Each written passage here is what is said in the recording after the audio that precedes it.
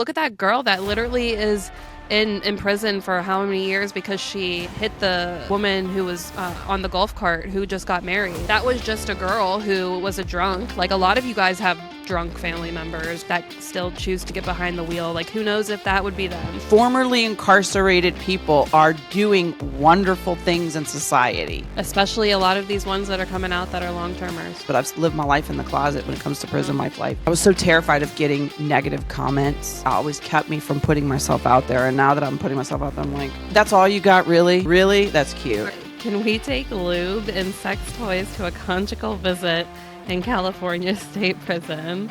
I hate the fact that Michael has committed a crime. That's not something I'm proud of. That's not something excites me. It's the worst thing.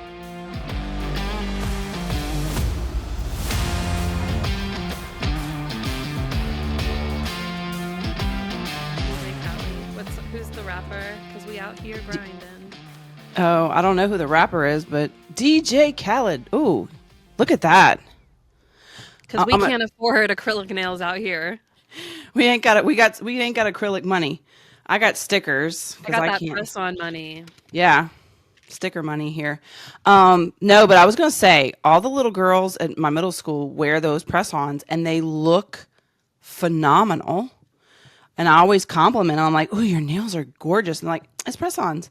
And I'm like, okay, because like in the 80s and the 90s, the press-on game was just a shit show. Like it wasn't. I feel like the press-on game has really stepped up their level to make Literally, them look. I have no idea what this shit is. Like, I'm like, what? Oh, yeah, you're gonna have to read because now they have like 8 things you got to do. It's not just glue and stick like it was 6 in the easy 80s and 90s. Steps. I'm like, what the fuck? I thought you fucking what? Well, to get them to look like you've been to a salon, I guess they have like 80 billion steps that you got to. Yeah. But they do look good, and I will say they do last a lot longer than what I was used to in the 90s. So okay, because I have no idea what to expect. So yeah, well, you're gonna have to show everybody, maybe on your story or something, how they come out.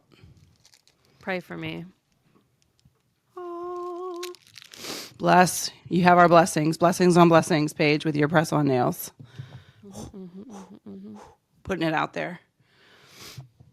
All right, guys. Well, hello and welcome to Love with the Malls, a Prison Wife podcast. It's your friendly host, Gigi here, and I'm here with the lovely Paige, your friendly co-host. My podna. And we're obviously talking about press-on nails because we're getting ourselves ready for the holiday season here. And look, I got my... Look at these. That's why I'm talking about press-on nails. If you're a viewer, you know why I'm talking about press-on nails. Yeah. And I'm giving y'all I'm giving a shout out to the Viral Podcast because I got my, hey honeys, it's Christmas here. Okay. So I was going to ask you if you made that sweatshirt. I did not. I bought it from the Viral Podcast merch. I've never heard of that, store. But I love that for you. It's 2 comedians that went viral, Paige, Jen, and Chelsea Lynn, aka Trailer Trash Tammy, who I saw. Page. Huh? I said not another Page. Oh yeah, and spelled exactly the same way too. Paige is a popular podcast host name. Just saying. But they're really funny. I like listening to them, especially after gardening. Oh my God, they're really funny. Yeah. And I actually listen to them on my way up to visit and on my way back from visit, just because they're so funny. It takes my mind. Like if you're ever having a bad day, I found them when I was going. Actually, I found Trailer Trash Tammy on Vine. Rest in peace, Vine. That was the best platform ever. Yeah, that's a hill I'm gonna die on. That was stolen from us. Yeah. But I found Trailer Trash Tammy on there, but I actually started really listening to them and following them during my divorce. Because I was having a really hard time through my divorce, and it just took my mind off. Like, it's just funny, and it just takes your mind off stuff. So, I love them. So I need to catch up. I'm very behind, but I try to catch up on my visit trips. So,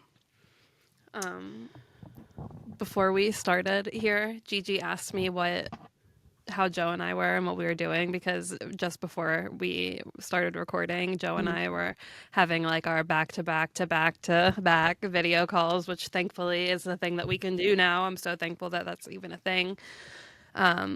But we were doing the most fun thing ever. He was talking about my PlayStation, which I have a PlayStation 4, which is like an old PlayStation.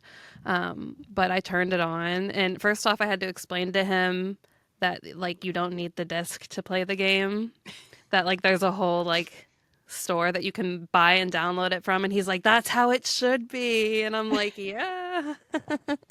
So that was a thing. But he saw the games I had, and one of them was Crash Bandicoot. Do you know? Please tell me you. Oh my God, you Never heard of it. broke my fucking heart. Oh my Sorry, God. I'm not a gamer. I am not a gamer. I All play right, Words with well, Friends. That's it. guys, please, someone. I hope someone listening, people, Oh, if you know Crash Bandicoot, okay, that's like a childhood thing for me. But it's like an old game that I played on like my PlayStation type shit. But I was playing it and Joe wanted to watch, so I literally sat my phone up on my couch so that you could see my TV, and I played the Crash Bandicoot, and he was like loving it because it was love like it's the same that. thing. It's like Yeah. the same classic thing, and he was like, he was telling me all about how he would play with his cousins and stuff, and it was like all the fond memories and stuff. And now he's like, tonight he wants to call me back. He's like, I want to pull up Call of Duty and go on zombies, because that's another one that he's like, I want to see what zombies is like. And I'm like, all right, let's do it.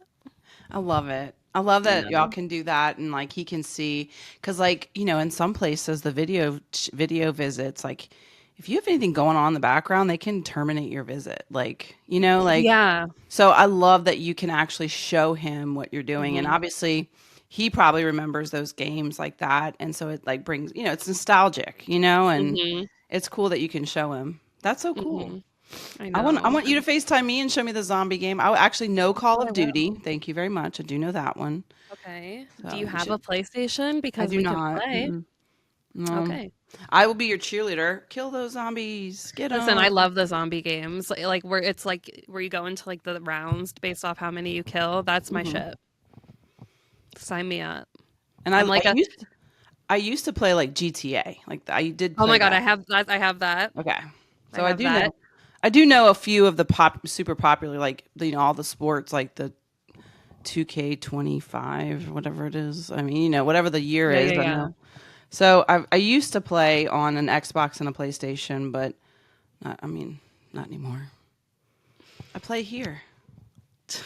Joe told me right when we were done, he goes, you, because I was doing so well when we were playing. And Hmm. I honestly, because I'm not that bad at Crash Bandicoot isn't that hard, but like it's like you pick it up and it all comes back to you, you know what I mean? And he was like, he's like, this is the hottest thing ever. He was like watching you. He was like, what did he say? He said, I love this because I'm not a sports girl. He was like, this wins for you not being a sports girl. I go, fantastic. There you go. See, I am a football girl, so me and Mike watch football and we talk about football all the time. I'm an So that's NFL. yeah. That's it. I Oh, can't see, I, care about anything else, yeah, really. we do college. That's our big thing. Hmm. So, but everybody has their own thing, and I love that's something that y'all can do together, and I'm a show him gamer. what you're doing. Yeah. I'm a gamer girl. I'll watch people play video games, or I'll play video games with you. I love that shit. Paige is a gamer girl. You need one of them super fancy YouTuber gamer chairs. Oh my God, yeah, because I have money for that. I have press on nails.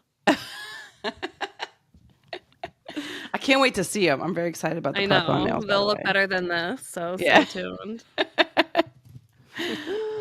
All right, guys. Well, welcome to the Potty Pod Pod.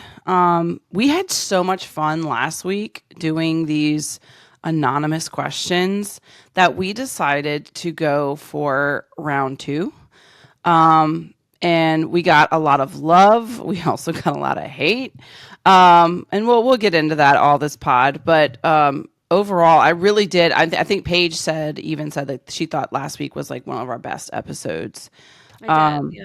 Yeah, me too. And I think I think last week, all of the questions kind of helped us see things full circle, like how far we've come, and the purpose of our podcast, and Hmm. all reaching out to people and things like that. So I really did also enjoy last week. So I don't know if we can duplicate last week because last week was amazing, but we're gonna do our darndest to try. But I'm very excited about the anonymous questions. And we did get some questions on our pod comment box and some speaky pipes this week. So very Yay. excited about that too. All right, but I guess before we start, let's give a shout out to our sponsor, Beyond Bars Imaging. It's time for Christmas. Paige is now taking all of your holiday wish list picture requests. You need to get those in, especially if you want to make cards. Beginning of December here, it's going to go quick here. And so she has a Facebook page, an Instagram, and a Tiki Tac. And she said, go ahead and slide into her DMs with those requests, guys.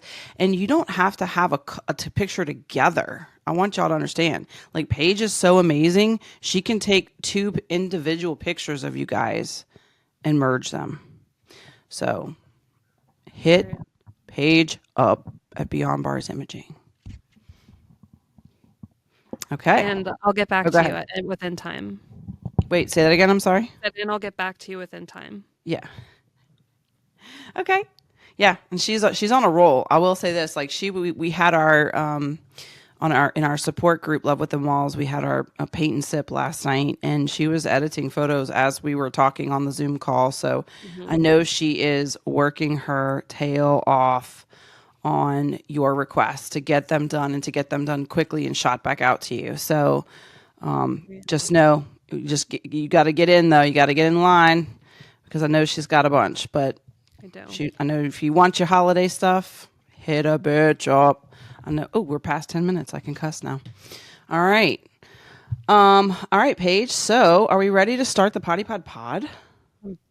Born ready. Born ready. All right, here we go. It's your favorite song. Right about this time. What up with that? What up with that? All right, Paige. What up with that legislation? I want to talk about an article that Drop LWAP actually highlighted with their recent post on Instagram. This article in the LA Times was written by Melissa Breger. She is a professor at the Albany Law School. She said, we need to do a better job across society of recognizing the links between childhood trauma and the brain science. To punish and incarcerate these children and not offer psychological help is doubly cruel. She went off with that shit. Amen. Basically, to summarize her article, she's just kind of touching on, how the Menendez brothers case is back in the spotlight and how the case raises critical questions about the justice system and how they handle childhood trauma, because that has really not been a thing that they cared about in early years, ever.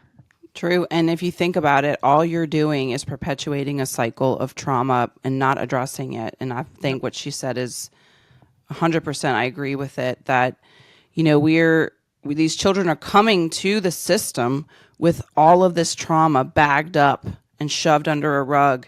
And then you're exposing them to even more trauma when you put them into these detention facilities or these children prisons, basically, or juvenile detention centers. And it's and nowhere in that is there any psychological help or having or check in or be mental like, hey, health. You good?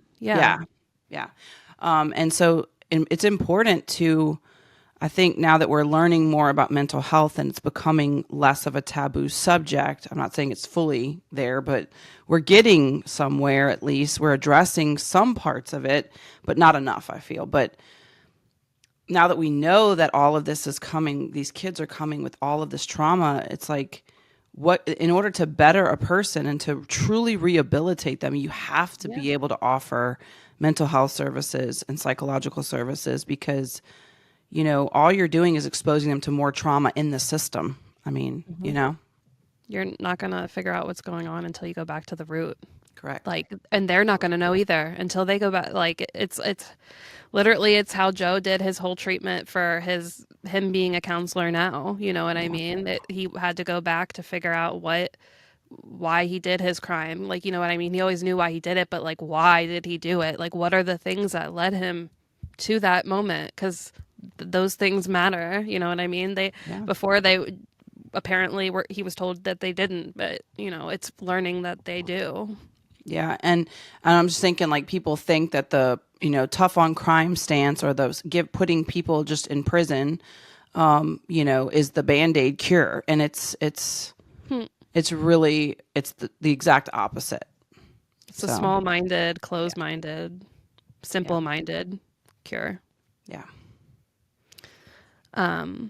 So in this article, she talks about how over the years, the Supreme Court has increasingly recognized the impact of the brain development and trauma on behavior, especially in juveniles. For example, landmark rulings like Roper versus Simmons and Miller versus Alabama that have limited extreme sentencing for minors, acknowledging their capacity for change. Neuroscience now shows that trauma can physically alter the brain, affecting decision-making and impulse control well into adulthood. She talks about how the Menendez case is a high-profile case of why trauma-informed justice is crucial, but the article argues that the approach should apply to all, not just the Menendez, case. Like, let's look at everything, which is what we've been screaming on this podcast and what everyone is saying, you know what I mean? Many incarcerated youth, often from marginalized communities, lack access to adequate mental health care. Like Gigi was saying, the harm, it just makes it all the worse. Yeah. So basically, she just touches on, how building a trauma-informed justice system requires making mental health services a standard part of incarceration and training judges and lawyers on the science of trauma and brain development and raising public awareness about the links between childhood trauma and behavior.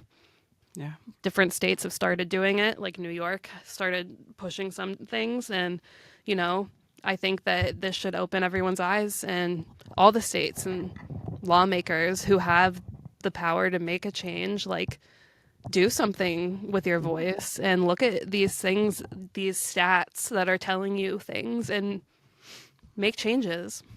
Yeah, and like what boggles my mind is that we have all this money to do all of this research on the brain, and we're finding all this stuff out, this scientific based study, facts, whatever you want to call it. Yet we're just like, we're like, all right, let's store that away in the binder. Yeah, like not even using it. Like this, Yeah. it's crazy to me. Yeah, yeah. That we have answers, we have scientific data to show, and people are just like, yeah, no, let's just throw them in jail. That's the best way to handle this situation. They deserve jail time. Like that's the first response, rather than looking at or using any of this data, this study, research. So I thought that was LA Times is a great place for her to write that opinion, and for her to be a law professor. I'm like, I love that. So I'm glad that Drop LWAP highlighted that, and I hope that everyone can check it out. Yeah, shout out to her big time, and shout out to Drop LWAP, of course, for putting that out there. Go ahead. I had one more, and mine is actually an update on Dublin. Oh, okay. Yes. So an unprecedented class action settlement was reached in the FCI Dublin women's prison lawsuit. It's basically still awaiting a final approval from a judge, but for the most part, it says under the settlement agreement, there are nearly 500 incarcerated people who are joined on the class action lawsuit, who still are incarcerated. They'd be overseen by a federal monitor to ensure that they are treated properly by the borough prisons. The incarcerated people currently housed by dozens of prisons across the United States would receive numerous protections, including from being placed into solitary confinement as a form of retaliation for speaking out on the conditions at their respective prisons. And there's a bunch of other conditions in here. In addition, the director of Bureau of Prisons is expected to issue a formal public acknowledgement of the sexual abuse that happened at Dublin. The site had a reputed rape club, grape club. I don't know what I can and can't say, but this is literally in here and in the documents. That saw 8 former staff members, including a warden, criminally charged with a myriad of sex crimes, several already having been convicted and imprisoned right now. So I'm shook at that. Damn. Dublin is worse than we know. Like, it's always worse than what you yeah. know, but And- like it's bad. And I was going to say, this is just what was brought up. Like, I am sure there's got to be a lot more happening behind the scenes that wasn't reported. A warden, a grape club? A grape club. I am shook. I'm sorry, not only are you in federal prison, but like, I mean, basically you're in hell. Yeah. I hope that they get all of the justice and even more, and I hope that they get all of the money. And this is what we talk about from last week, that question. Should a society be judged on the way it treats its undesirables? Mm-hmm. Yes. Mm-hmm. Because of shit like this. And like, why is this still not a thing? Like, it's talked about, but still not really talked about. Like, it should be like everywhere, but still people like hear about it and they're like, yeah, what, prisoners? Yeah. Yo, they deserve it. No. Get the fuck out of here. Get the fuck out of here. That's people's moms. That's the first response. Grandmas. That's their aunts. That's their sisters. When we post shit like this on TikTok or on Instagram, or YouTube, that is the first thing people say. Well, they deserve it. They shouldn't break the law. Or no, don't do the crime.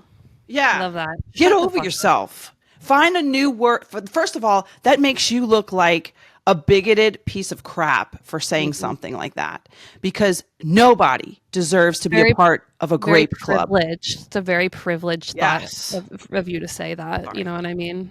Because you don't want to try to they don't want to understand, and that's when you have to stop and pull yourself back and protect your fucking energy, because some of those people just aren't. I always tell my students this, because we try to teach social emotional wellness and empathy in our classrooms. Like, if that was your sister, your cousin, your daughter, your mother, how would you feel? Mm-hmm. Oh, my mom wouldn't break the law. Well, what happens if it does happen? What are you going to do then? Okay. Literally, look at that. Look at that girl that literally is in prison for how many years because she hit the woman who was on the golf cart who just got married. That girl who has that was like bawling now. Like, that was just a girl who was a drunk. Like, a lot of you guys have drunk family members or parents and stuff, you know what I mean, that still choose to get behind the wheel. Like, who knows if that would be them? Yeah. God forbid.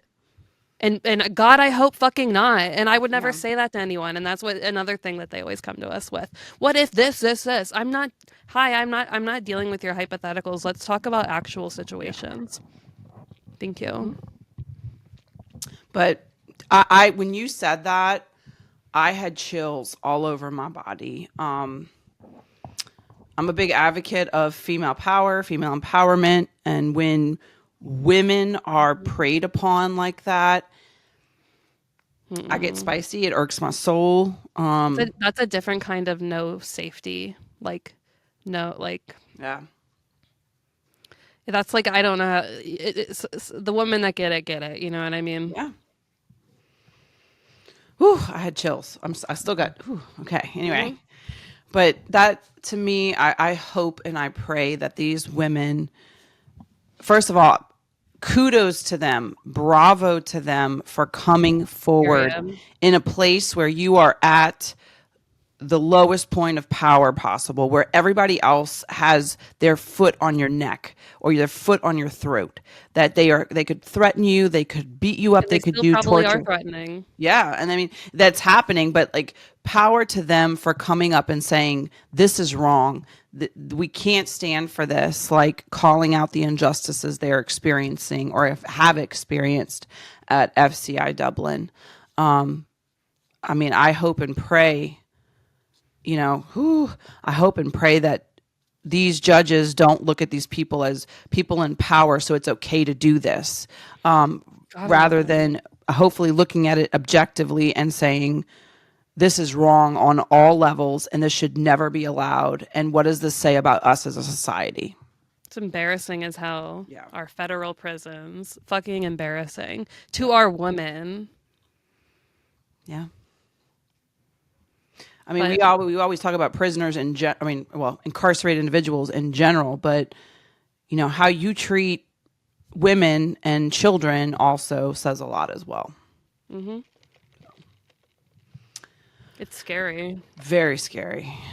That is torturous. It's almost like, the guys that they have the fight clubs, like Mike was in the fight club where they, and talked about that when he was in junior detention or junior boot camp. But for this is a whole other, I understand that that's terrible to do that to children. Absolutely. This is also very terrible. It's up there on there. It's very up there. So,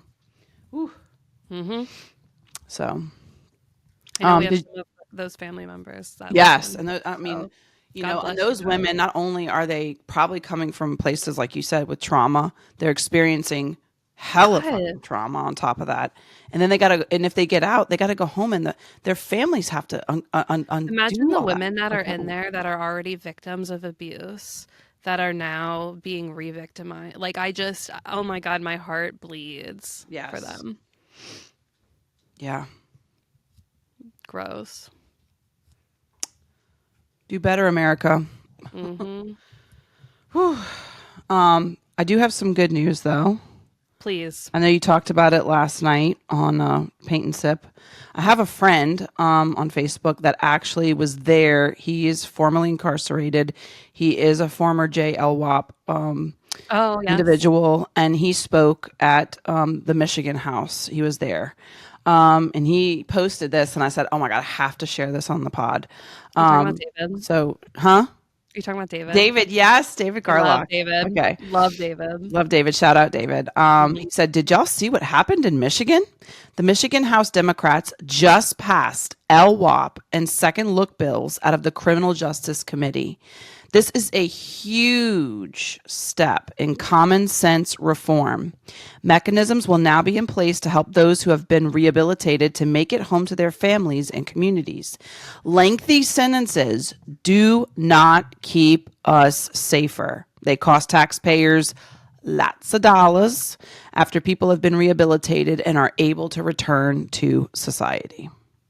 So, good job, Michigan. Great job, David, for being there, speaking out, pushing this, supporting this, and making change in the world. And it just shows you formerly incarcerated people are doing wonderful things in society. Yep, a lot of them are. Yeah. Especially a lot of these ones that are coming out that are long-termers. Absolutely. And like we said, look at the stats. Lifers, because there was a lot of talk about stats and stuff.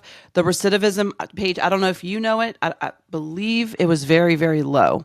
The recidivism rate for people with lengthy sentences or life sentences is under 30%. Is that like 8%?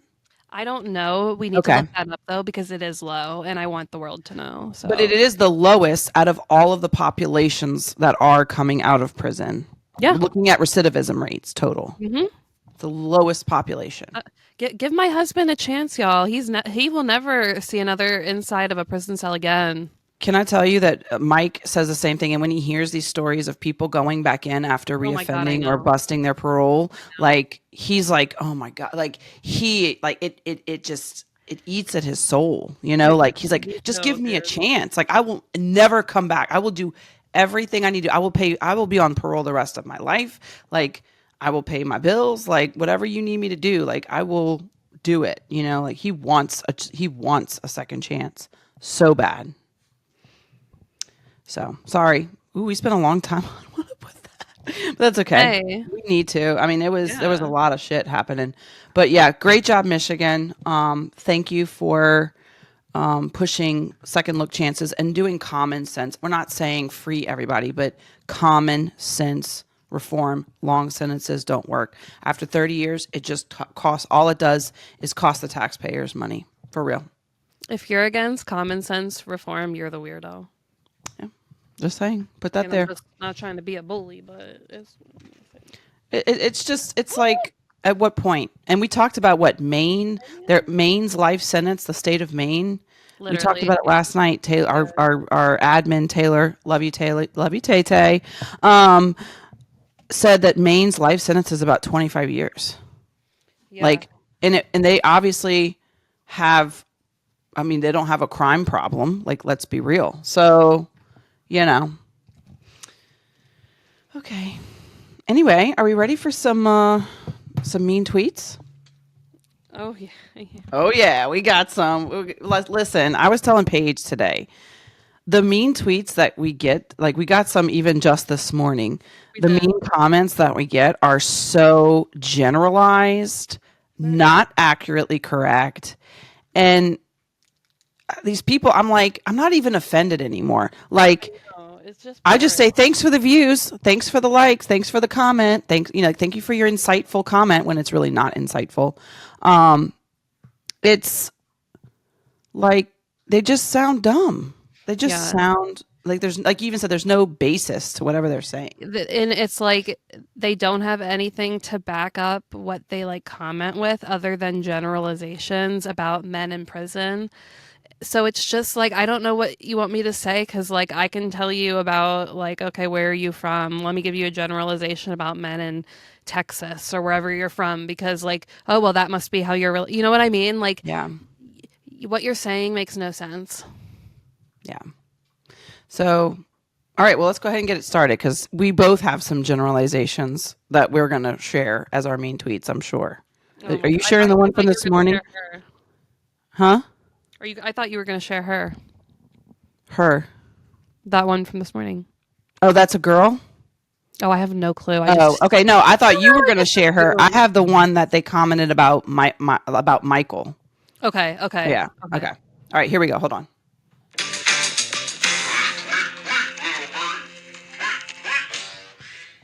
All right. I'll go first since Paige is going to do the one from this morning.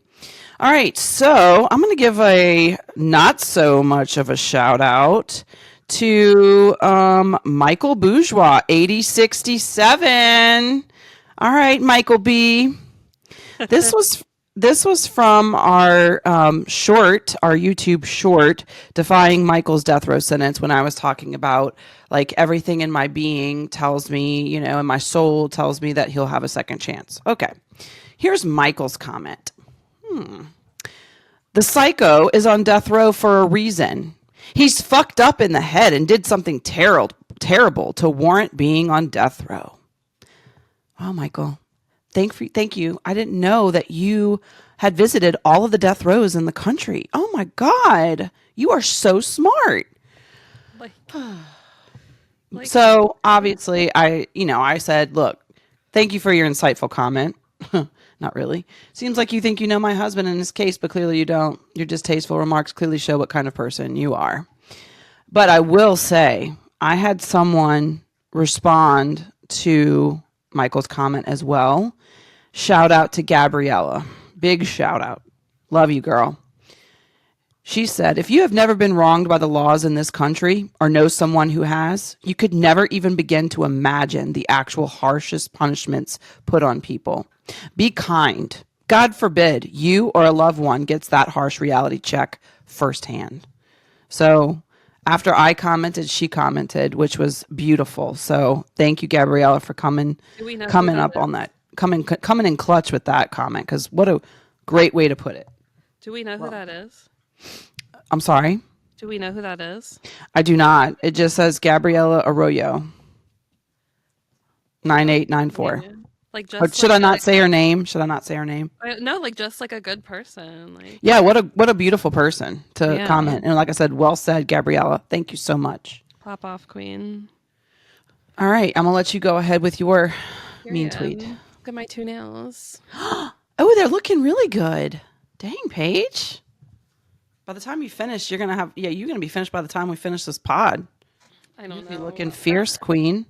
Um, so we got a really sweet comment this morning, 12 or 10 hours ago. So not sure what time zone you're in, or if you just got up really early in the morning and wanted to be a hater. I don't know, one of them. They said they're both being cheated on, and either they don't know or don't care. Oh, what's this person's name? You ate us up, new Steven Evans. New Steven Evans. Wow. I didn't know you knew our relationship. You ate. You ate. You thought you ate. He thinks. I just responded. I go, if believing that makes you feel better, keep on keeping on. Because like, what do you like? I don't know what to say to you. I don't care that you think that. We know that our husbands are not okay. Like, keep believing. I don't care. It doesn't change anything about my life that you think that. Yeah. Okay. So they go, value yourselves, even if no one else does. Oh my God. Thank you. Like, thank you so much. Like, Well, they think that they're coming into our lives and like, you know, like they're going to make this massive like epiphany that we didn't see or something. Like what? We've been in our relationships for years, guys. We value ourselves. We value our partners. We value our children. We value a lot of things. I'll tell you what we don't value. Your opinion. So like definitely. feel free to comment like your opinion. Like and honestly, I'm like, give me your opinion. I don't give a fuck. But you don't know what you're talking about when you comment like things like that. That aren't even true, dude. So it's like, Yeah. shut up. And then I was telling Paige this morning because like I commented on it, you commented on it, like we were commenting with this person, Steven Yeah. Evans, whatever his fucking name is. Yeah. And I was like, this dude sounds so stupid. Like he's coming in here sipping haterade at God knows ungodly hours of the morning. He wakes up and chooses to hate, clearly. So this person comes in hating and then leaves saying, I wish you every bit of success. Yeah. And then told me, I literally said, have the day you deserve. And then they go, you're sweet. You're a hater. You Have the deserve day to you have a deserve, hateful babe. fucking day, bitch. Have the day you deserve, babe. Yeah.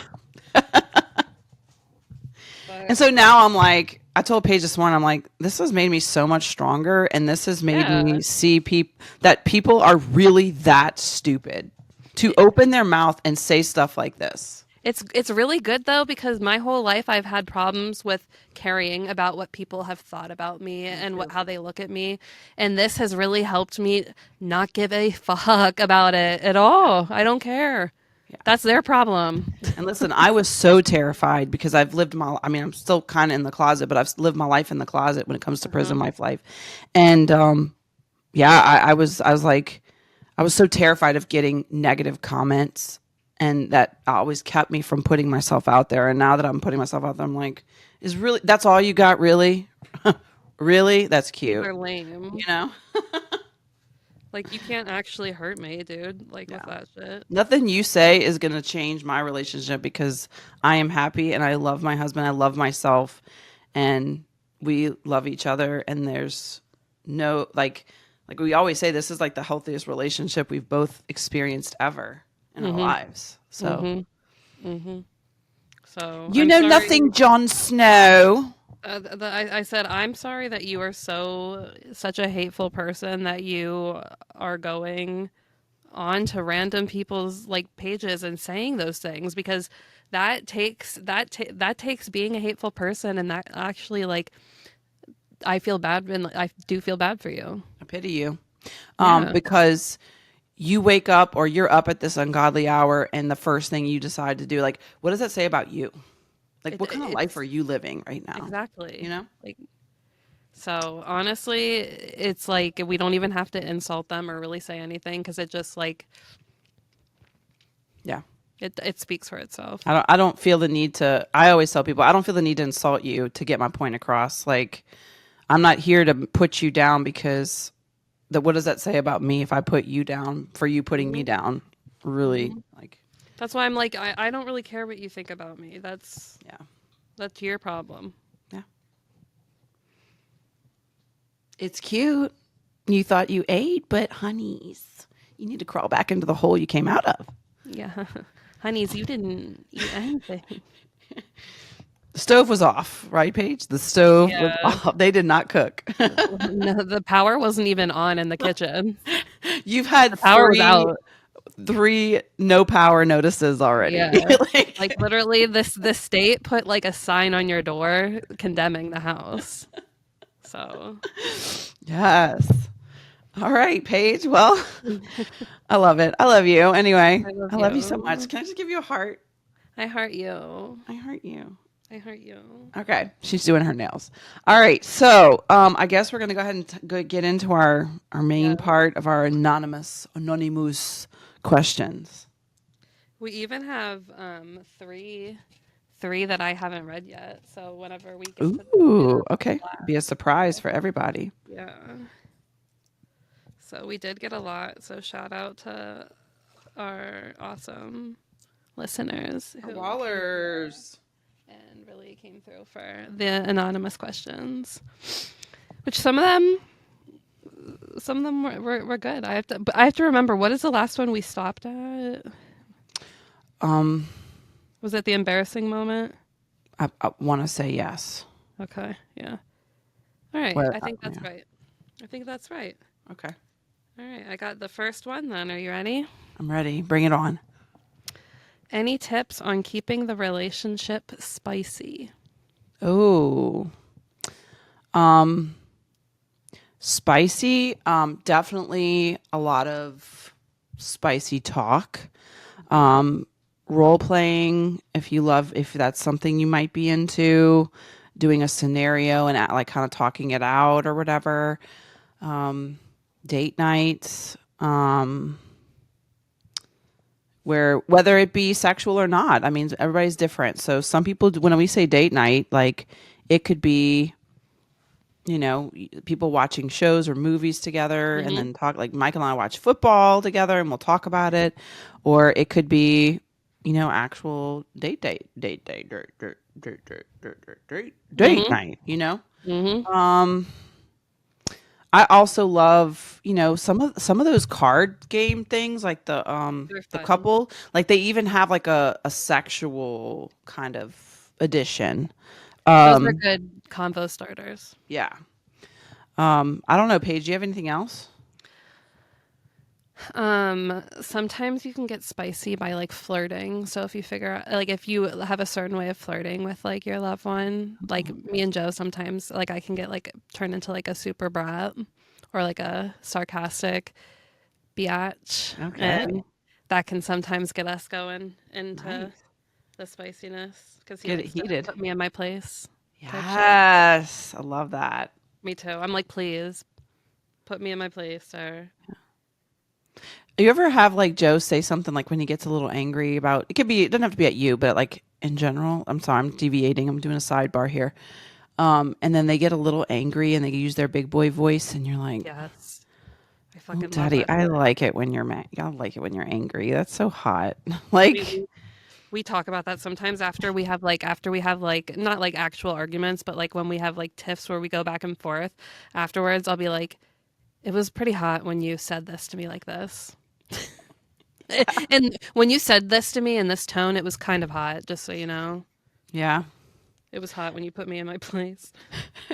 it is hot. I will say this. It is hot when Mike puts me in my place. I'm like, kind I of, I know. kind of Sometimes turned I'm like, on by that. Oh, "Oh." hey. I'm like, "Sir, okay. Yeah. Let me back up." I would also say talk about what you like sexually. I find just talking about what you prefer in the bedroom, or even just saying, "Hey, what do you like? Like, what's something that you like to do in the bedroom that's like, or your ultimate fantasy, or things like that to talk about." I find not only does that help you guys connect, it also gives you insight into things that they're kind of maybe into and what they're hearing what you're into. So when he does come home or you do get that family visit, you can, try some new things out. That's a So great one. great question. Ooh, you know what also works? But Letters to Penthouse. what is what is it? Okay. You can probably get a used book on like thrift bookstore, whatever.com or whatever it is. And there's probably about 26 versions of this book. Like there's 26 different letters to penthouse books, and they're basically like short smut stories that you can read. Like you can read it out loud to him. And I mean, I'll tell you what, I'm just listening to someone else read it. I'm like, my cookie be tangling here. You know what I mean? Like, so that's something that Mike and I talked about doing. We never done it yet, but it's something I do want to do just because it's interesting to hear about other people's stories and like threesomes and all this crazy stuff that people do. And it kind of like gets you in like, okay, like, Mm-hmm. you know, it gets you going. It gets you, thinking about what you want to do with your partner, get you, I don't know. And I just love me, me, I'm an ELA teacher. I love reading. So something different. Yeah. Like I said, they're short stories. They're like 1.5 pages, 2 pages at the most. So it's not like you're sitting here reading a whole novel, Period. All right. Great question, though. Yeah. The next one is, can we take lube and sex toys to a conjugal visit in California State Prison? This And episode may should we have been take on it as a, Patreon. Jesus. what did you say? So this episode should have been on Patreon. I know. Y'all getting a preview I for won't I'm I just won't go saying. into, how about this? We'll go into short. Maybe we can go into more. Okay. Um, and then the second part of the question was, and can we take a douche to the visit? Okay. Paige, I this is actually, your realm. so lube, yes, you can take lube to family visits. Never have, but I know that you can. It cannot be opened, and it cannot. So it has to be like closed, and I don't think you can bring like excessive amounts or anything, but you can bring it. Sex toys, no, Okay. they would be like, you know, that's just another reason. Douches, I don't think so. I don't think so.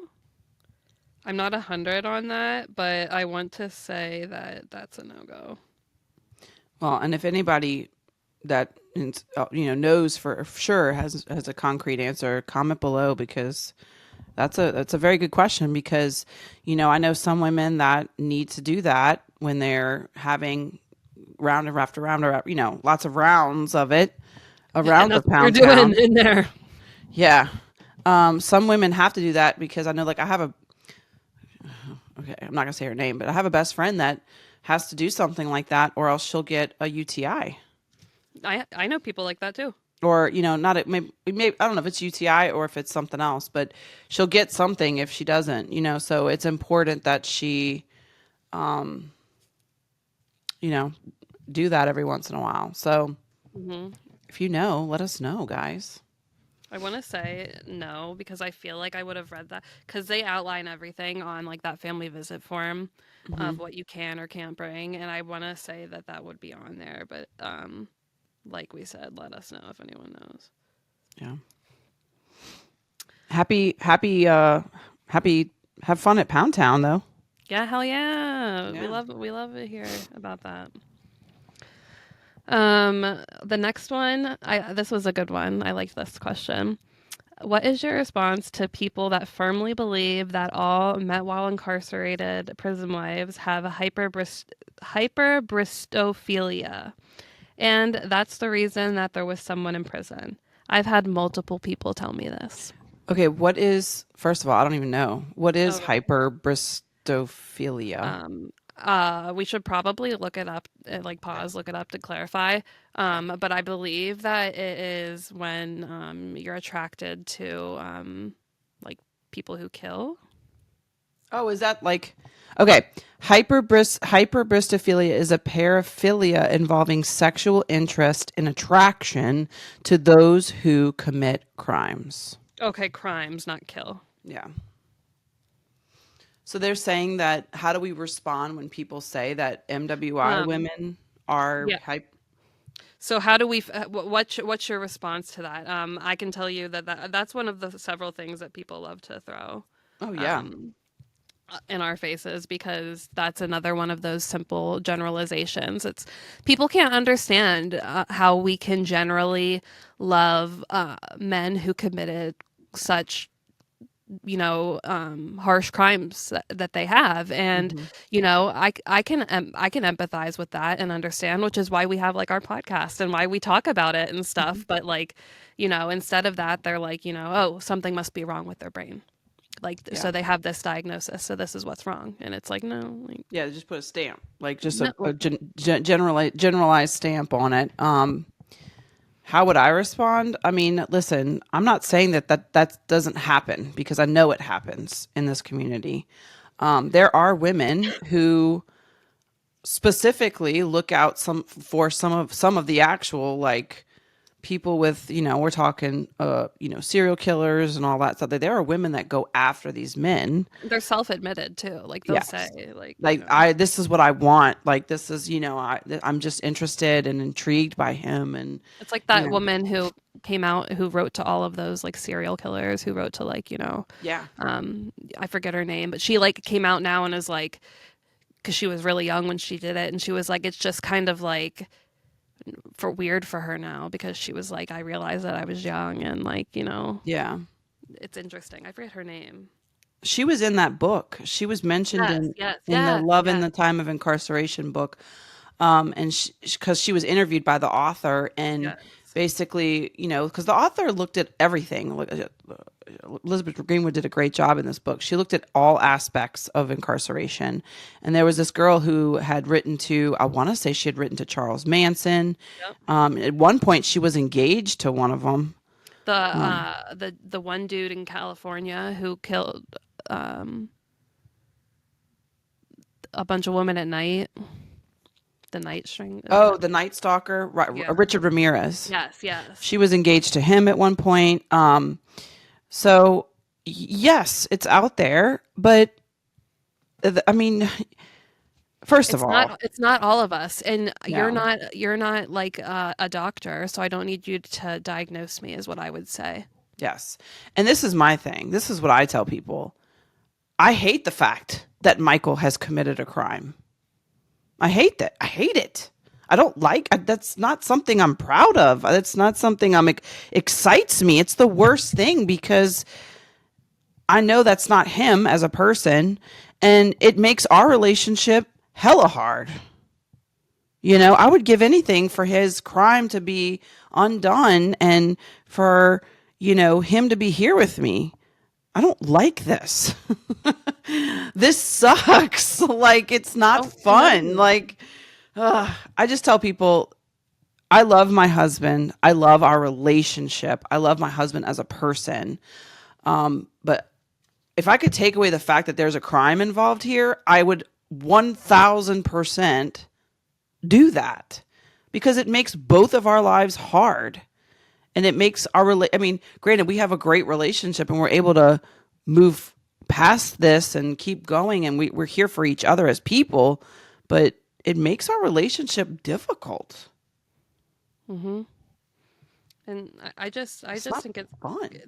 the people that are gonna go out of their way to diagnose us themselves with this are also in that category of already gone. So it's not even worth it. So like, Yeah. honestly, if people are telling you that, and especially if it's people that don't know you, like, all right, bye. Like, I would just brush it off your shoulder, because it's again like, you. And if you are not one of those people, and like your situation is not like, you know what I mean, then Yeah. don't. It's not. It's a generalization to try to make you feel bad. Yeah, they've already written you off, so why waste your energy and time on it? Yeah. They've already put you in a box in their brain. Yeah. Yeah. So yeah, So put them in the box, which is block. just bye. Boy or girl, bye. Hmm. And like I said, I mean, how I would respond to it, and I'd say no, because this is not the type of relationship I would dream about. Believe me. Hmm. So, all right. The next one is, do you ever not answer the phone when your loved one calls just because you don't feel like it? It makes me feel so bad, but sometimes I just need a break, lol. I'm just gonna do this right now. This was my. This was my. This is. That's so funny that this question came up, because this was my. We listen and we don't judge. We're doing that in our Facebook group right Yeah. now. in our Facebook group, one of our members said, I saw this on TikTok. Let's do this prison wife edition. Like, we listen and we don't judge. And I said, sometimes, like, I see my husband calling and I choose not to answer. I'm either A, not in the mood to talk, B, I'm too tired, or I'm in the middle of something and I just don't want to stop to talk at this time. Mm-hmm. So, yeah.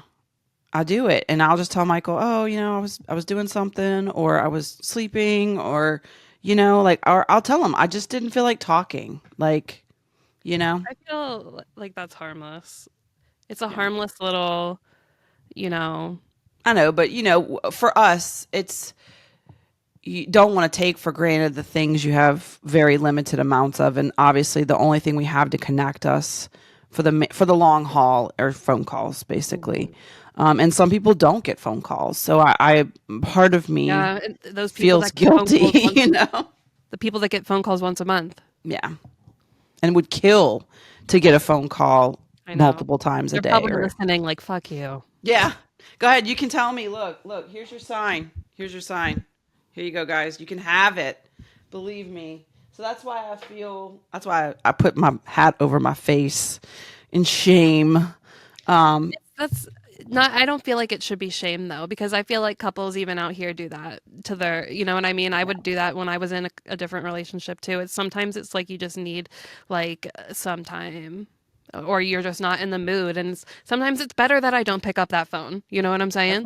That's exactly what I tell Michael right there. Uh-huh. Like, if I'm not in the mood to talk, you trying to You talk don't to me want to and talk get to it out me. of me is not gonna do anything. It's just I gonna was make talking about that in our last night in our paint and sip. I was talking about how I like I get anyone who knows me well enough, I get overstimulated. When I'm overstimulated, I boil and I boil over, and sometimes I can't catch myself, and I just like turn into this like very, very like evil person who will say like a mean thing or just be too much is going on. So like to protect you and everyone else, so I'm like I put up a wall. So like that means like, I'm not going to pick up the phone. yeah. So It, don't feel bad. it's probably best for you that I Hmm. don't pick up the phone. It's best for all of us. So yeah, we do it. Sorry, guys. So sometimes sorry, not sorry. Yeah, they I probably mean, do it to us too yeah, sometimes. You know? it does happen. And sometimes it be like that. It's healthy. It's Yeah. healthy space. It's not unhealthy. Well, and it's you knowing your boundaries. Like it's you Exactly. self-regulating or knowing your boundaries. So yeah. Boundaries are not unhealthy. Yep. The next one we have is, have you ever felt that you couldn't do this anymore? That the weight was just too much or whatever else? I sometimes feel like all of the prison wives I know are so sure and confident about their relationship, but it's so hard for me. The waiting, the prison system, the judgments, the separation, the money. Let me first off, before we even dive into this, I want to just compare this to like the couples on Facebook that post a bunch of like beautiful photos with their families every year, like with like the different poses every season and stuff. Like those are the families and stuff like that usually are not doing like the best or like that are just trying to put on that they're doing a better show that they are. And that is also sometimes how a lot of prison wives are. You know what I mean? We're not going to always blast the bad. You know, Yeah. sometimes that's in our to protect ourselves, sometimes that's to protect our loved ones, you know what I mean? So just my best advice for that is to not compare your relationship to other people because Yeah. you don't see all of theirs. And I will say, can I just please say this? In the prison wife community, there is a lot, and I say a lot of toxic positivity, Hmm. where you're not allowed to feel a certain way or be upset or cry because you have to be strong for your man, like and just pick your tits up and it'll be fine. And this girl, whoever this wrote this, female, male, I don't know, spoke to me because you said everything that I've felt on this journey. Hmm. I have wanted to give up, whew, so many times, especially in the beginning. A lot in the beginning. I mean, I've walked off from visit with Michael saying, I can't do this anymore, crying. I've told Michael on the phone, I don't know if I can do this anymore. I mean, if you asked him, he'd probably tell you about 1,000 times that I've done this. Because first of all, I'm an overthinker. I think a lot.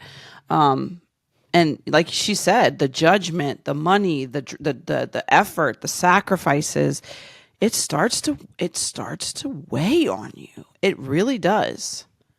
Yeah. So I'm with you, boo. I get it, and I've felt like that multiple times in my relationship. And there are times where I say my life could be so much easier if I just cut Michael out of my life. Like, I think about it, and then I'm like, but that's not what I want. Like, I can't imagine now that he's in my life, him not being there. And so, and then it puts things into perspective, and it makes me see, well, this is where I'm supposed to be. This is where I truly want to be. I'd rather be here with Michael doing this shit with the system and all of that than, like we said last week, be with somebody else that I'm just like, about, you know? But yeah, listen, this ain't no easy journey. And everybody says that a prison wife, you know, we are some strong motherfuckers. And I'm going to say it like that because that's exactly what we are. We are bad bitches. We are extremely strong because the amount of shit we have to deal with and take and put up with, it's a lot. And we don't get any credit. I mean, we get hated by everybody. I mean, we're All like, angles. yeah, we're like the criminals ourselves. Yeah. Whereas Sometimes people are looking at us going, wow, that's a down ass woman right there. That's a strong ass woman right there. You know, she's doing stuff that, you know, any woman on the street couldn't do. You know, not only is she holding her man down, she's got a job, she's independent, she's paying bills, she's taking care of kids. Like, she's doing it all. But, you know, doesn't mean the weight is not there, because the weight is there and it makes you think you don't want to do this anymore. And listen, and that's okay. I'm telling you, as prison wives, it's okay to feel that way. And you're not alone in feeling that way. So just know, though, but there's a thing I always tell people, you have to see if you feel the same way. Like, there are times where I get really down. Like, I get in a funk. I used to get in some deep funks, and it would last me all evening. And then I'd wake up the next morning and it's like, okay, I'm ready to roll. Like, let's go, you know?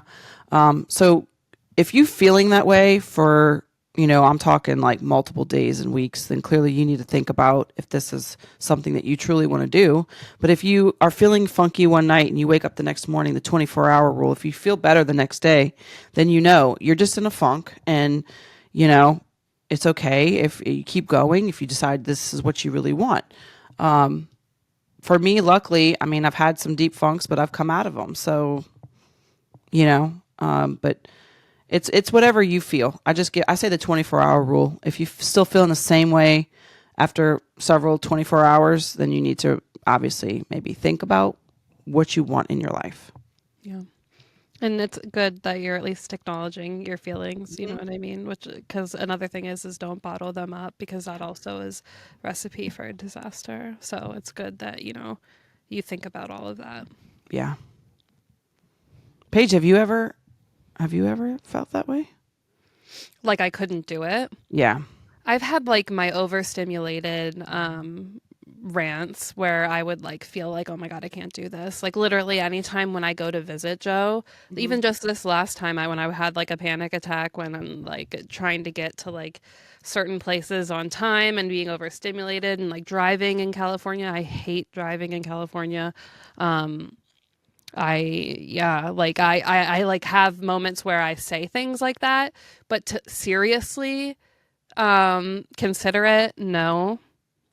But I definitely have feelings where I'm like, oh, this is like a lot. Yeah. The next one we have is many of us women. This was really interesting. Okay. I think you'll like this one too. Many of us women that were in an abusive relationship before are now with an incarcerated man. There are many that are especially with a man who has a long-term prison sentence. Why do you think that is? Are we with them because we have low self-esteem issues, to protect ourselves, or have some control?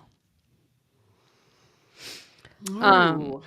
You know, it's a very interesting question, and the psychology behind it is very like, you know, I can say in the beginning, I think maybe when I like started thinking about being with Joe long term and stuff, I was like, I think the idea of him being incarcerated was on his side because I was like, oh, you can't like, go do what all these things that this horrible person did before me and I swore off all men, you know? Yeah.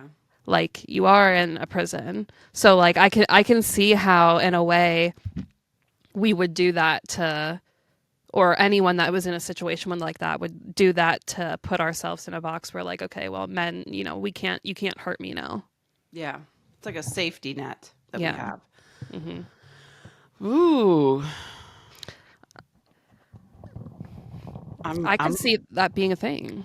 It is a thing. Yeah. I honestly, I do. When I look at a lot of the people that I've met on this journey, um, I think you see trends. You do see trends, and like I said, there are women out there who specifically only want lifers because they like that lifestyle. Like did I tell you the story about the guy who had like a couple life sentences and he gave them back? All right, so quick story time because I know we got more questions to do. But there was a woman who was with a guy, I want to say 10 plus years, rode with him. He had a couple of life sentences.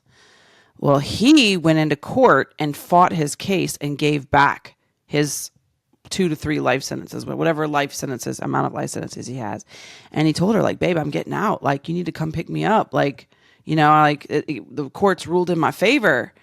And she said, no, I'm done with this relationship. Like, I wanted you to be like there. I wanted this lifestyle. Like, I like being independent. I like you being where you are. Like, this doesn't work for me. And she left him high and dry when he was getting out because she wanted a true lifer. That's interesting. Very interesting. So I think I'm not going to deny that it's not true because I Clearly. think it is. Hmm. I came from a very abusive relationship. Previous relationships were extremely abusive. Um, I grew up, obviously, I don't know, just had a lot of abusive relationships. So it makes sense. But I honestly, I don't think that, though, that's the reason why I chose to write to Michael. No. But I don't know. Could it be the reason for some other women? Sure. If Michael, I would much rather have Michael out here with me and not have to deal with the prison system at all. My life would be a lot smoother and easier. Um, dang. But I can't deny that it's there. You know what I And that's mean? definitely that's a thing, I'm sure. Yeah. I mean, clearly. Damn. Good question, though. If Yes. y'all have any insight, comment, y'all. So this question is, it's a delicate subject, but were you able to talk with your husbands about their crimes? Did you have the opportunity to ask all the questions that you had, or is this a sensitive subject? I have a family member incarcerated, not my husband, and it's not possible to talk about the crime at all. Oh, that was the first thing we did. I said, look, if I'm doing this with you, I want the fucking truth. Mm-hmm. And we sat at our first contact visit, and he told me everything that happened. Mm-hmm. Yeah. Joe and I Yeah. didn't talk about it until I was ready, but he told me whenever I wanted to that we could. And when we did, we talked about it and I asked whatever questions I had. And I would say, though, we didn't really get into full detail about anything until we were finally at family visit because I could sit there without like recordings or wondering Yeah. anything else what was and ask what I wanted to ask. Yeah. Yeah, So, I would just advise you don't do that over the phone lines. That's why we waited for a contact visit. We are also leery of glass visits because technically they could be recording your glass visit because you're using a phone line. yeah, do it Um, visit if possible in so person. that's why we waited till contact visit where he told me everything. Just because you don't want to put all that on a recorded line and then somebody be able to use that against them. I know it's hard though because there are a few women I know whose husbands don't want to even talk about their crime at all. And just for me personally, that would be a hard line where a hard no. Yeah. Because no, we're talking about it because it is what it is. And, you know, because I need to know too. You know what I mean? God forbid we ever go back to court. You know what I mean? This is something that happened and you're living with it now. And now I am you and we are one and I am living with it too. So, like, you know, this obviously I have a right to know. It impacts, but not just you, but me now. Mm-hmm. You know, and in order for me to speak and know what I'm talking about, I have to know what's going on. And like you said, if you go back into court, like I want to know the true merits of what truly happened there that day. Yeah. Yeah. It's the big elephant in the room that we all have to address. I'm sorry that your family member can't talk about it. Yeah. But I think it is, you know, it's important to know the truth and have that information from the person that was there, you know, not the people that make up stuff or sensationalize things, you know. Mm-hmm. The next question we got is, how do you guys feel about the young women who glorify this life? I said it last week. No bueno. I mean, I don't feel good about them. I mean, you know, I think, huh? I wish they wouldn't. Yeah, because then now when we make a podcast, everybody thinks that we're here sitting here glorifying this life. But I do understand that these people do this for likes, views, money. You know, there's things to be gained by creating this. Oh, I'm a prison wife, and let me tell you all of the juicy stuff, like, you know, and how wonderful, how great this is, and you know how cool this is, and I don't know how fun it is to write like remember it back like a few years ago during, I don't know if it was during COVID, when everybody was like on TikTok about writing a prisoner in a pen pal. And basically all these girls, these young girls, were writing prison pen pals, and then you know, for all of the wrong reasons, like and you know, thinking about these people who get excited when they don't get a letter, and then all of a sudden they get a letter, and then now these people are just leaving them high and dry. People like just like trying to like, you know, have a TikTok go off, do numbers, you know what I mean? Yeah. Like, it's just sad. Like, these are people, and you know, it's just not something that needs to be glorified. And it sucks because a lot of the time the younger people are the ones that are doing it, and it's because they are young and they don't realize that they should be focusing on, like, you know, restorative justice and, you know, reform and all the things that matter, and things that'll get, you know, it takes a while to realize screaming free my man isn't gonna free your man, you know. And it's almost like they're playing into the haters' hands with the content that they bring out when they are kind of doing this glorifying this life. They're basically putting the content into the haters' hands, and then we have to sit here and fight and argue, and you know, not that we sit here and fight and argue, but we have to sit here and fight the stigma because that's what's being created by people that do like glorify prison wife life. Rage bait is a type of way that people try to get views all the time off of prison wives. Just like think of he who shall not be fucking named. Oh yeah. And we're not even going to name him. Basically, that's almost, you know, if you don't want to. Yeah, it's almost like extortion. Yeah. What he's doing. Sorry. I'll just leave that there. Literally. Name 5 of your top favorite prison wife platforms. Okay. You want me to go first? Yeah. I mean, our podcast. I don't know. Facebook obviously is my number one. I'm in a lot of prison wife Facebook groups. Some great, some drama filled, some no longer there because they were drama filled. But Facebook probably is the best. Second would be I'm an Instagram girl. I love Facebook and Instagram. I guess I'm a millennial at heart. A meta girl. Top five. YouTube is a good resource. There is some educational stuff on YouTube versus just hype. TikTok. I mean, I like TikTok, but I don't get on. I don't get on prison talk very often. I don't. Yeah. I'm not a big prison talk person. I like TikTok to have fun and watch fun stuff. Those are my top four. I mean, for prison wife stuff, but Facebook and Instagram would probably be my top two. You, Yeah. Paige? LWW made me love Facebook again. I used to hate Facebook and I wanted to delete my Facebook for the longest time, but now I love Facebook for that reason. So Facebook, I love Instagram. I love, sometimes I like X when it's not. That is one. Yes. Thank you for saying that. X is my prison criminal justice reform place to go. Yes, when it's not overrun by incels. TikTok sometimes. I love a lot of the women that I've met there, so I can't rule that out. But there is that side of TikTok that is not fun. But yeah, I feel like it's the same as those. That's kind of like where we vibe. I can't believe you were thinking about getting rid of your Facebook. That's how we met each other.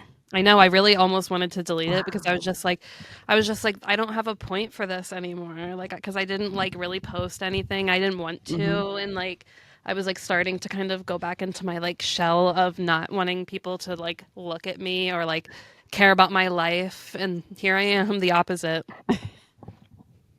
Like what? All because of LWW. We love it. Okay. The last question we have. Do you ever become friends as well or friendly with your loved one's prison friends?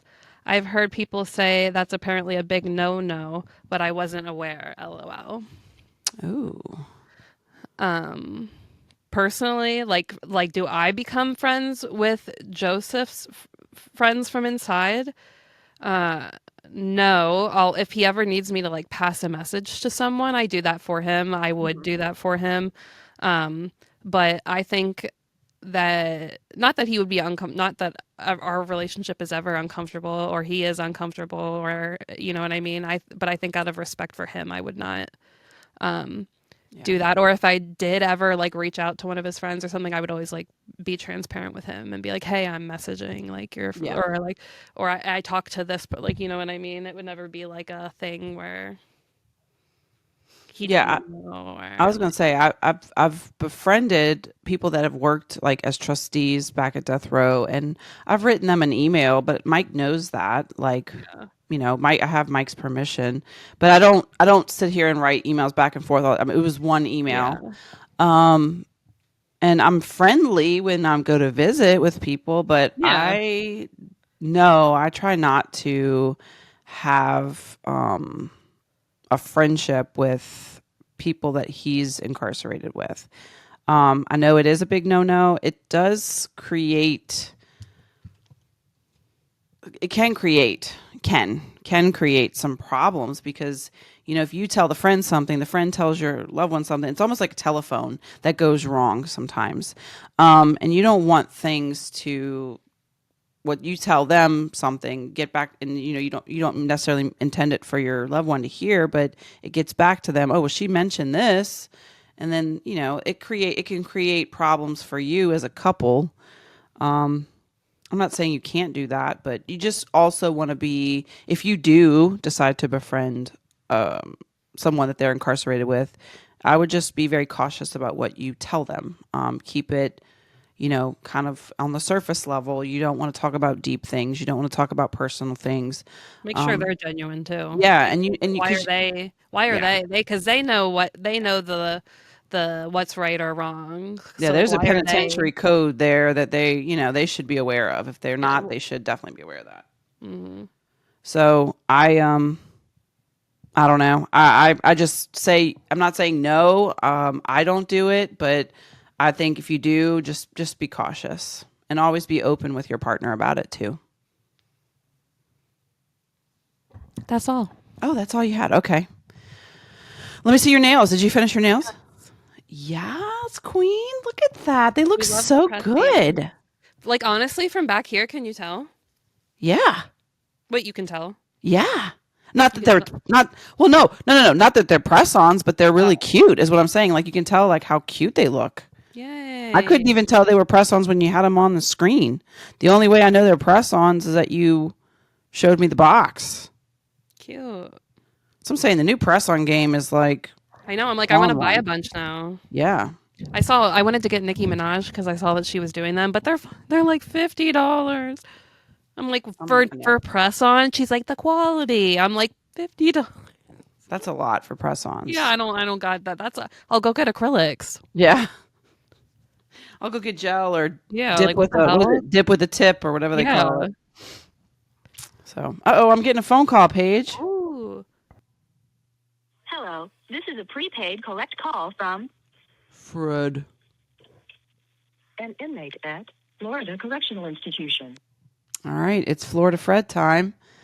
That means it's time to get into our pod non-anonymous questions. We have one question and two speaky pipes. So I'm going to go ahead and get into that. Just going to make sure we don't have any more questions. I don't think we do. All right, here we go. Our first question comes from Addie at Chapters and Chains. She asks, what would you say to your past self to prepare your current self for this journey? Wow, good question. I'm just going to say this. You're never going to understand how much the level of patience that you're going to have to do this. When you thought you had patience, yeah, you're going to need a lot more than that. I would say to my self in the past to know in the future that prepare to open up and don't have your walls so high in all circumstances, because it took me a while to really open up. And I went through this like 8-week counseling session with an amazing woman, Amanda. I've talked about her on the pod before. And there was she had like a certified counselor there, and we like met every week. And at the end of it, they got to like say things to us. And like the one thing that the counselor said to me was that she absolutely like loved how open I was and how like transparent I was. And she was like, I need you to like never lose that and never stop being like that, because you're going to like be able to like help people and get people to like listen to you. And I was like, when she said that to me, I was like, oh my God, like that, like, like being told you're so open is just so something that I would not have been told at the beginning of this journey. So It shows how far you've come. mm-hmm. Wow. Yeah. That's good advice. I would also add to that, not just about the patients, but also just know that you're a lot stronger than you think you are. Because there's going to be a lot of shit that's going to test your endurance and your strength. But you can handle it and you can get through it. And like I always say, the phoenix rising from the ashes, like I always try to use that symbolism, for my journey here, because, it's going to be hard. You're going to hit rock bottom. There are things that are going to throw you for a loop. And things may not always go your way, and the prison system is going to control your relationship 98% of the time. But you can do it. It's hard, but you're strong, and you're a lot stronger than you know. You that bitch. Just saying. Well, thank you, Addie, for that wonderful question. And if you have any advice that you would give your current past self, share it below, please. All right. We do have 2 speaky pipes. I'm very excited about them. So I'm going to go ahead and pull those up for us. All right. All right. Here is Speaky Pipe numero uno.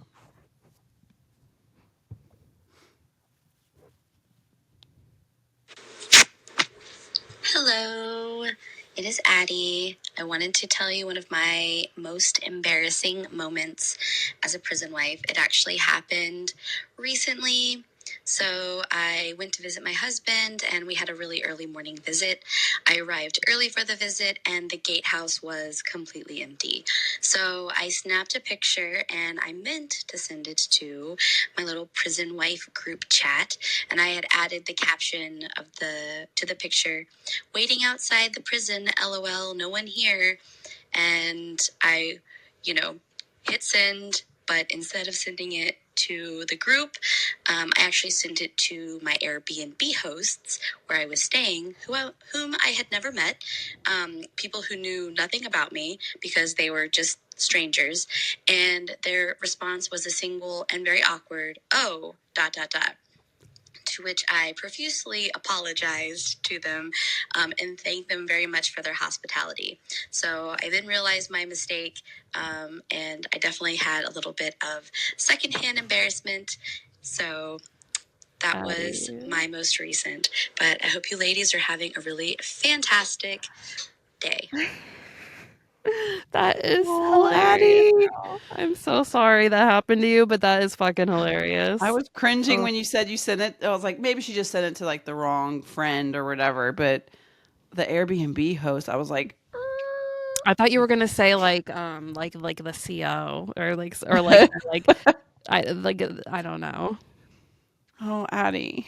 That's hilarious honey. though. But hey, you handled it beautifully, by the way. Because I mean, well, first of all, their response would have had me shook. Like, oh, I would have been mortified. The oh dot dot dot. But Everything okay?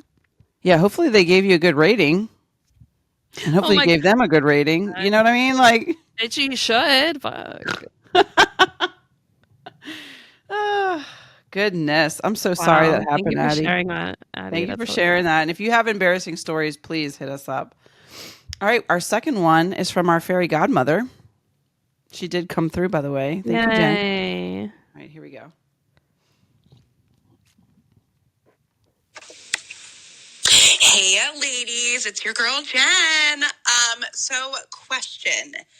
If you could spend a full 24 hours with Joe and Michael at where you live now currently, you can't go anywhere, but like where you live currently, what would you do with that 24 hours?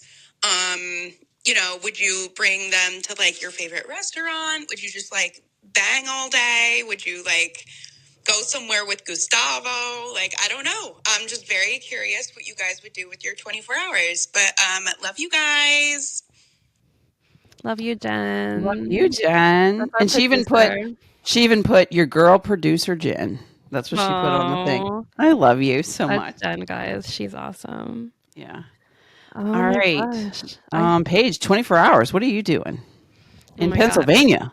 I'm gonna refrain from just saying banging 24/7, especially because we get family visits. So I'll try to make it special since I'll say we're out here. I would take him to as long as I'm allowed to. I would take him to like Hershey Park or anything around here that's like worth seeing.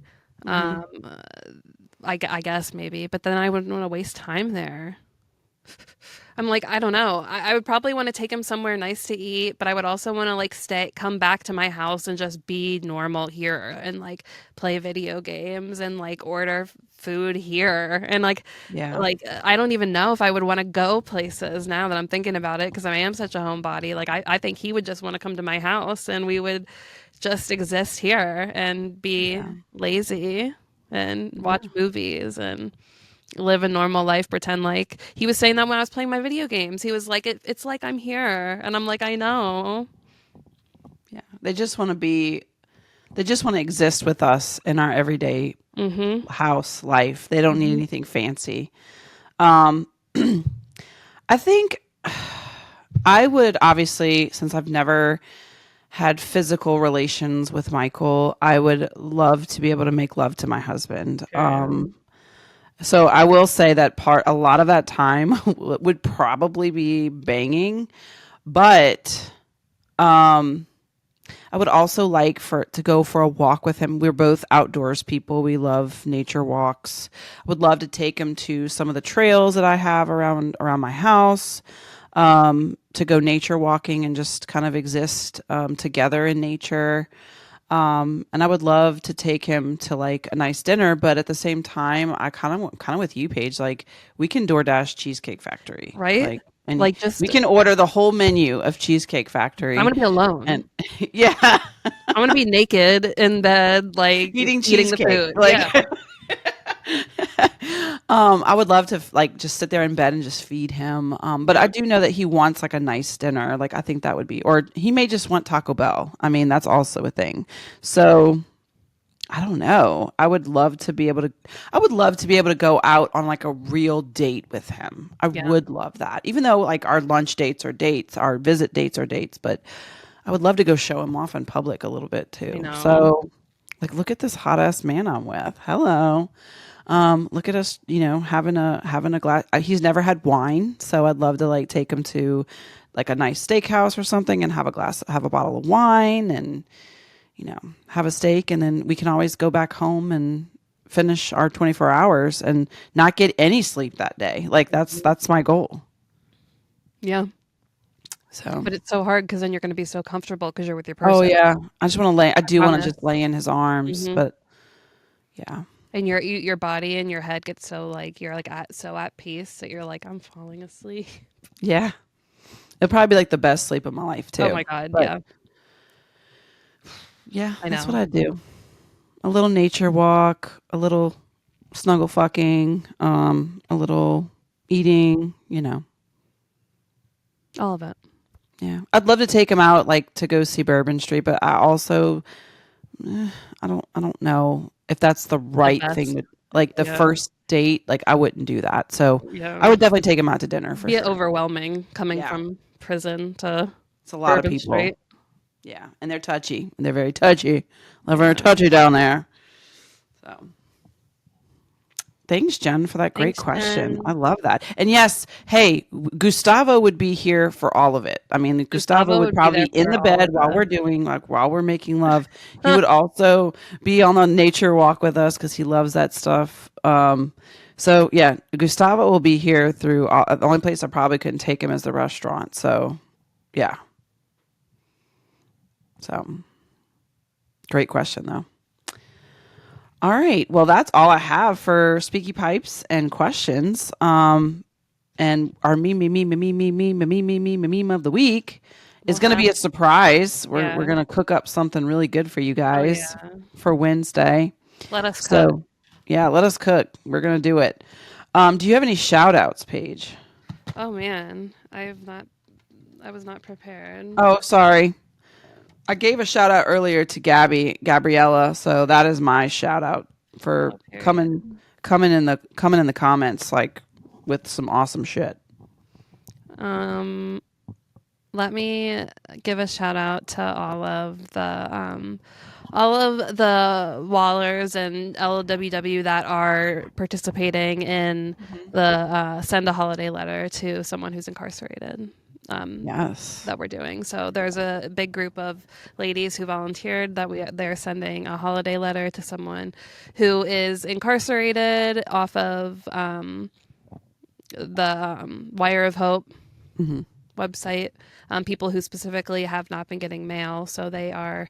We're going to be sending holiday letters to them, which is really so special. So shout out to all you ladies who didn't have to do it, but just want to do it because you have a kind, sweet heart. Love you. Signed up to be awesome. Thank you. Shout out to y'all, our awesome, beautiful Wallers, and Gabriella. Thank you. And Gabriella. Girl, you don't even know. I saw that and I was like, screenshot immediately, saving this.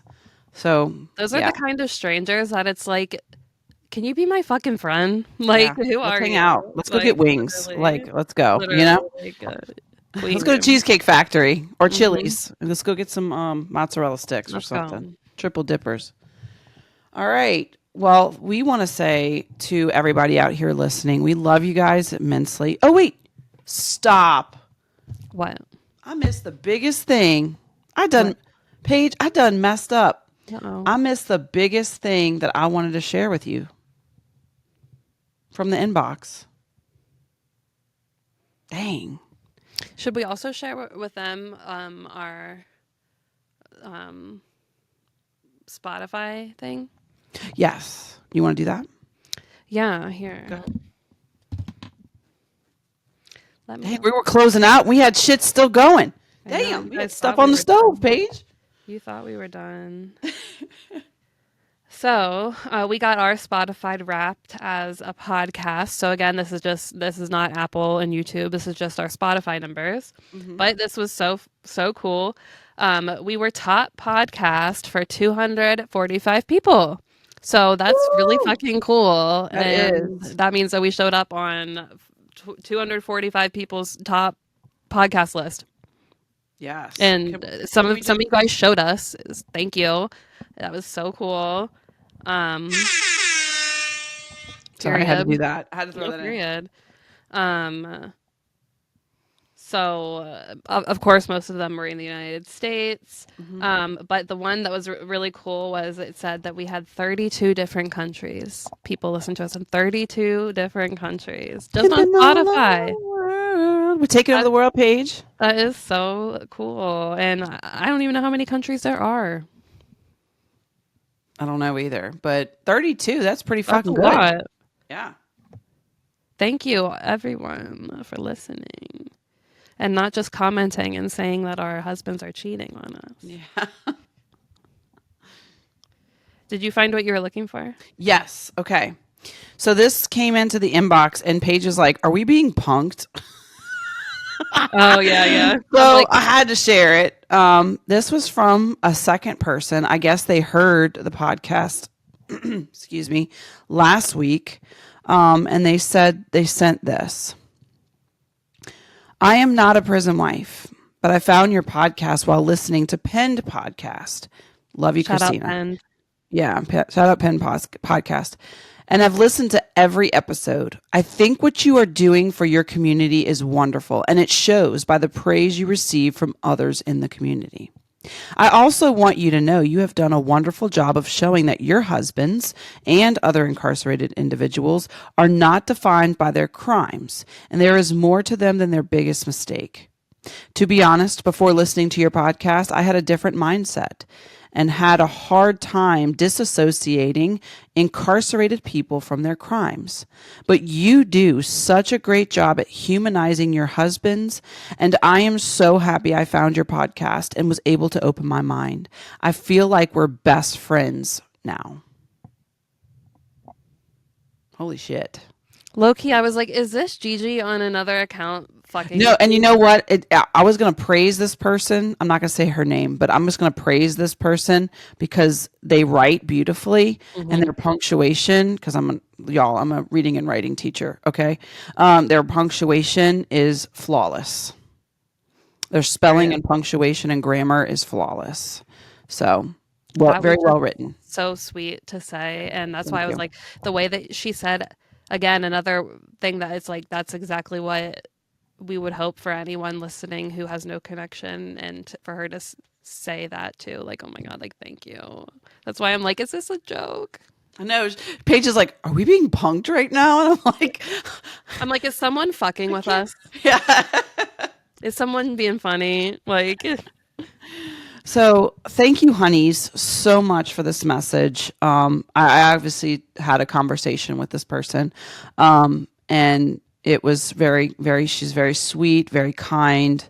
Thank you for your beautiful words and your kind thoughts here about us. And we love you. And like I said, this is like from last week, this is the whole reason that Paige and I decided to do this, not to, obviously our main goal is to support prison wives and let them know that you're not alone on this journey, but also to change people's mindset, you know? I feel like we're doing something. Yeah. Because all we see is, and all anyone sees, I mean, when you go to the hashtag prison wife is probably like Ashley Trevino, you know? So Jesus. it's like, Yeah. please, we're trying to scrub that. Yeah. I mean, will it happen? No, because everyone loves to click on. Yeah. That's going to be what people click on over, us. Oh, yeah, We're talking in clickbait. front of our Yeah. fucking microphones. Yeah, people want negativity and drama. They don't want, Yeah. that's what they want when they look for those things. Mhm. All right, we have one more. I'm sorry, one more. This was from yesterday. This is from G Rebel. She just flew into our inbox. It says, "Hey, short and sweet. I just want to say you guys are amazing. I only found you this week. I'm in Australia, 32. Oh, period. I'm in Australia and my man just got locked up. It's so comforting to hear from people who have the same experience. Hugs and kisses." Thank you, so G sorry Rebel. for your situation, but I'm glad you found Yeah. us. I'm glad you found us. And listen, our inbox is always open for you and for anybody. If you need just to talk or to say something, we're here for you. So slide on in. No reason to go through this We alone. don't bite. Huh? I said no reason to go through this alone. Yeah. You're not alone, y'all. And if you need places of support and groups, like we're here, and there's certain groups for every person in this journey. So if you need extra support, like we're here for you. So thank you so much, honeys. All right. Okay. That was it. Sorry. I didn't want to not Now we done. share. Now we done, honeys. Now we really done. All right. Well, guys, we hope you have a wonderful week, a happy hump day. And if you need anything, holler at us. Slide Happy into DMs. December. What the fuck? We're already in December. We're getting to a Christmas. And come join us in Love Within Walls Facebook group.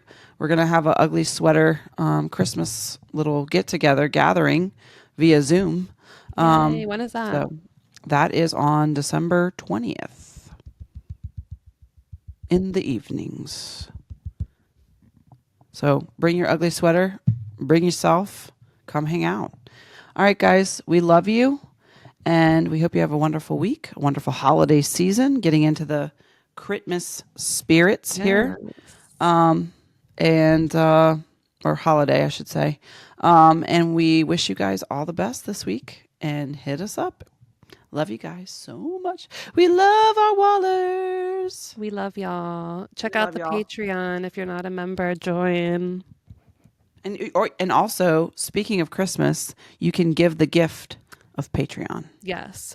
If you already have one, or if you just want to support us, how can I support Paige and Gigi this season, this holiday season? Oh, I know how. You can go to Patreon. Yeah, and if you're on Patreon and you know somebody that would really love this, it's $5. Just say, "Hey, I'm giving you a free month of Patreon," Yeah, and you don't even have to commit.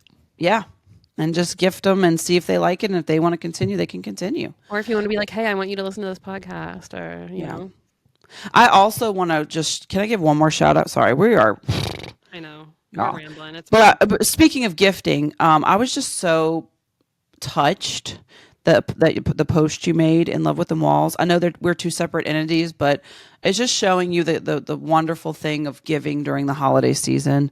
One of our members from Love Within Walls gifted anybody who wanted a picture from Beyond Bars Imaging. They went ahead and gave Paige the money so she could do an edit for someone for the Christmas season.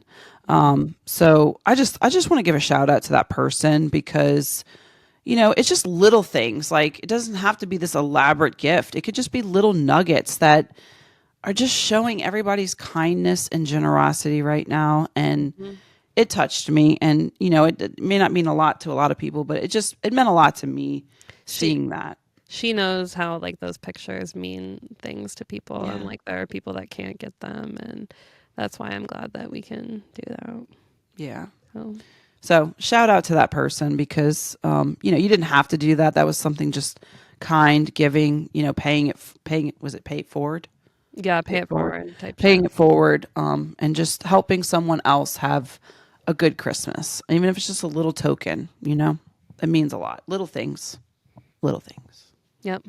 So all about the kindness. Yeah. And so that's what I'm saying. I love our fucking Wallers. Y'all. Fucking such an awesome fucking group. I know. I'm going to say fucking. I fucking love our Wallers. Me too. Oh, can't say it enough.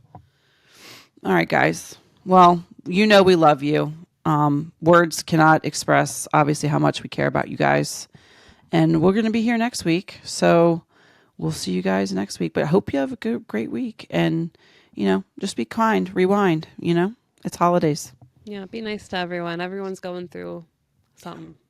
And hey, we're doing our 12 days of the holidays, holiday hope, to help people who might be struggling this holiday season. If it's your first holiday season alone, without your loved one, we're here. So come join us. Love with them all. Answer the questions. And hey, big thing, check your message requests, please.